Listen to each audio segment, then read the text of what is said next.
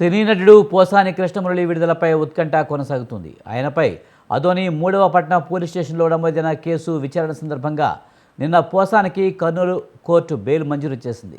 ఇవాళ విడుదల కావాల్సిన పోసానికి సిఐడి అధికారులు షాక్ ఇచ్చారు. పోసానిపై సిఐడి పోలీసులు పీటీ వారెంట్ వేశారు. ఆయన కోసం గుంటూరు సిఐడి పోలీసులు కర్నూలు జిల్లా జైలుకు వెళ్లారు. పీటీ వారెంట్పై పోసాని కోర్టు ముందు హాజరుపరచనున్నారు. జైలు నుంచే వర్చువల్గా జడ్జి ఎదుట ప్రవేశపెట్టనున్నారు. కర్నూలు జైలు నుంచి వర్చువల్గా హాజరుపరచనున్నారు. న్యాయమూర్తి సిఐడి కస్టడీకి ఆదేశిస్తే పోసాని విడుదల ఆగిపోనుంది. కస్టడీకి ఆదేశించకపోతే జైలు నుంచి విడుదలయ్యే అవకాశం ఉంది. పోసానిపై ఇప్పటికే 16 కేసులు నమోదయ్యాయి. బెయిల్పై విడుదలైన మళ్ళీ ఏదో ఒక కేసులో అరెస్ట్ చేసే అవకాశం ఉంది. ఇక దీనిపై మరింత సమాచారాన్ని మా కరెస్పాండెంట్ శ్రీనివాస్ అందిస్తారు. శ్రీనివాస్, పోసాని విడుదలపై సస్పెన్స్ నెలకొన్నట్టు తెలుస్తుంది. మొత్తానికి ఏదో ఒక కేసులో ఆయన జైలుకి వెళ్ళే అవకాశం ఎక్కువగా కనిపిస్తున్నట్టు తెలుస్తుంది. పూర్తి సమాచారం ఏంటి?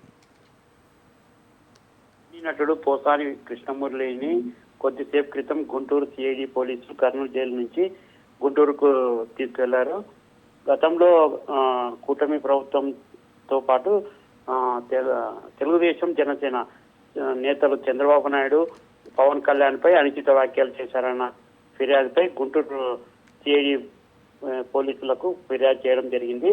ఆ ఫిర్యాదు మేరకు ఇవాళ గుంటూరు సిఐడి పోలీసులు 12 గంటల 30 నిమిషాల సమయంలో కర్నూలు జైలుకు చేరుకొని అక్కడ ఉన్నటువంటి పోసాని మురళీ కృష్ణని గుంటూరుకు తీసుకువెళ్లారు. అయితే ఇవాళ పోసాని మురళీ కృష్ణ ఆదోనిలో నమోదైన కేసుకు సంబంధించి కోర్టు బెయిల్ మంజూరు చేసింది.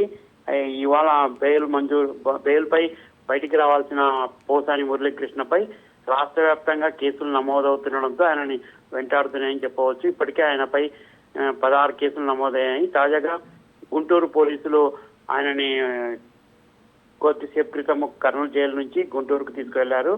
ఆయనను వర్చువల్ కాకుండా న్యాయమూర్తి ఎదుటనే హాజరుపరచాలన్న ఆదేశాల మేరకు సిఐడి పోలీసులు కొద్దిసేపు క్రితం పోసాని మురళీ కృష్ణను ప్రత్యేక వాహనంలో గుంటూరుకు తీసుకెళ్లారు.